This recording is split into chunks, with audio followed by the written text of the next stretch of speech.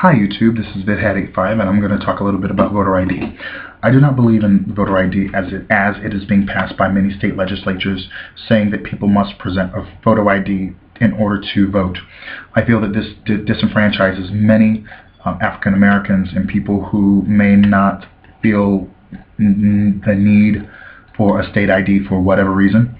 I feel that there are alternate ways of proving who you are. Yes, to get the ID.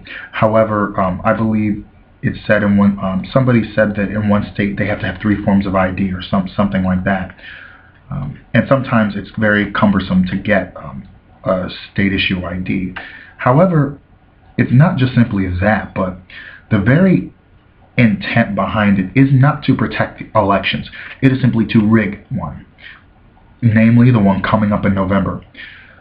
Recently, a House leader said that when he was listing the agenda and what he had gotten done, he said a voter ID law that will allow Mitt Romney to win the state of Pennsylvania. And that is all the voter ID laws are trying to do anyway. It is to keep Republicans in office so that they can go on with a radical agenda that is simply, you may as well call it political ethnic cleansing. Or political cleansing, partisan cleansing, yeah, let's name it that. And the redistricting efforts and things like that to make sure that the Republicans stay in power, which is, redistricting is always political. It's always trying to keep the incumbents in power no matter who they be, Democrat or Republican. But the whole thing, I think, is with voter ID, it is trying to rig this election, and it is trying to make the 2010 electorate seem duplicated again. In 2008, there was a grassroots effort as well as President Obama putting epicenters in every state and in different places.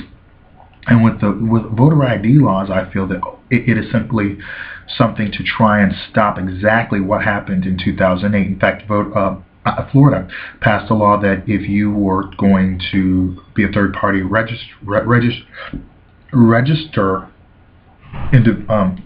if you were a third party group and you're registering individuals to vote, you had to turn in those forms within 2 days, and it would be maybe $50 fine or $1,000 fine every single form that was given in after those 2 days.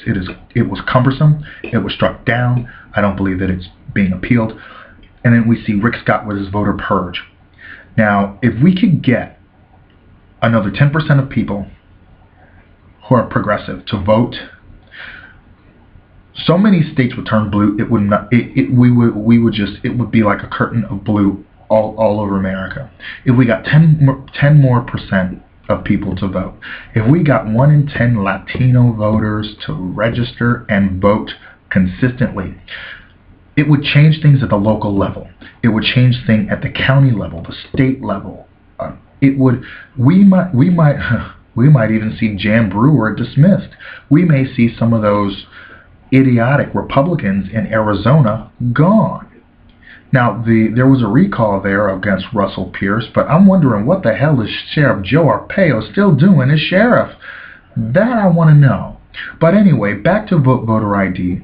That's simply a poll tax by any other name, and it is something that where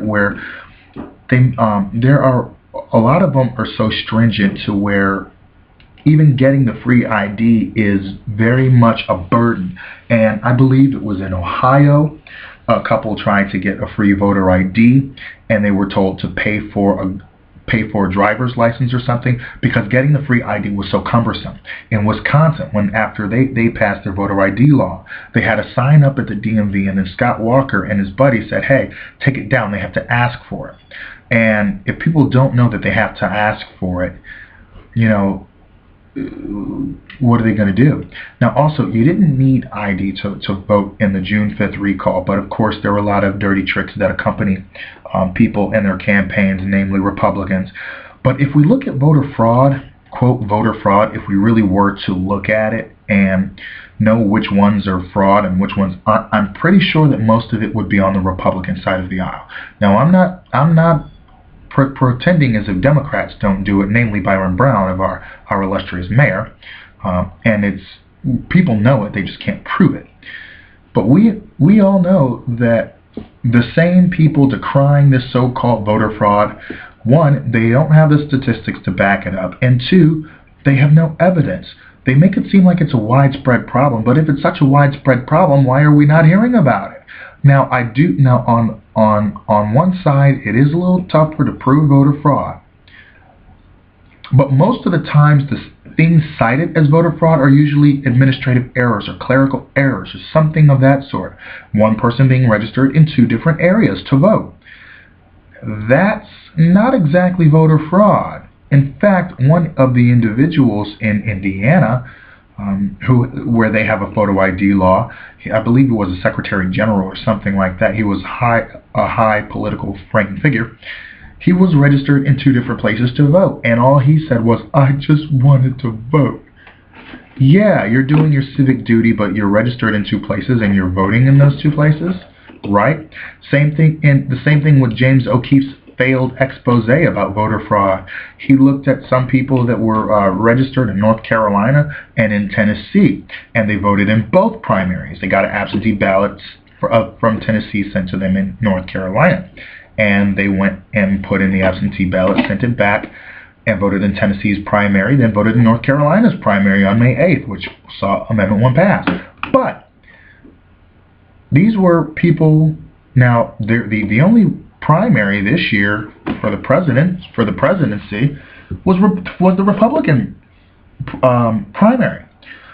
So really, I do partially agree with a massive purge of everybody and then having everybody re-register again. I like that idea, so that we can get those who are deceased off the voter rolls. And if there was a way for checking the death records with voting records, there very, very well can be, I'm sure, and attack it that way. There are also some things where we can clean up the voter rolls without purging people who are eligible to vote, as in the case of Florida. But we can also protect, I believe that we can also protect the people and their right to vote. I also feel that protecting the voter ID will make it easier to track who you're voting for. That is what scares me. I don't want people to know who I'm voting for, and then the government can have statistics on who I voted on. Or, this person voted, he voted in this election for this, and this. And of course, they have to have some data on who votes what, or mainly the areas that they're doing, the areas that they cover because of redistricting, so that they can give themselves a slight edge. Republicans outnumber Democrats 2-1, so it's a pretty safe Republican zone or whatever. Understandable. In District 18 of Iowa, Republicans thought that they could win it, but it stayed in the hands of a Democrat. But all I see voter ID being is a ploy. It's not really about protecting elections. Anybody who thinks that is bullshit. I don't care who you are, I sincerely believe that, because every single thing coming out of the mouth of every legislator who has voted, who has pushed this through, has been simply one main goal: to disenfranchise Democratic voters so that we don't have a 2008 election repeat again.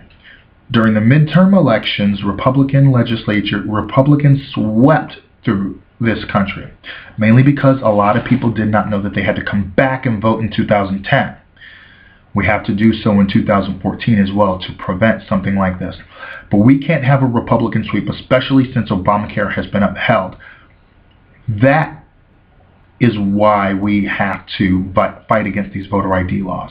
I applaud the ACLU. I applaud every organization that fights against these voter ID laws. Viviana Applewhite, I salute you, madam. And the woman in Tennessee, I hope that she sues. She's 93 years old, has been voting for most of her adult life, and now she can be stopped from voting because she doesn't carry proper ID or have updated ones. What's your thoughts? Fithead85, out.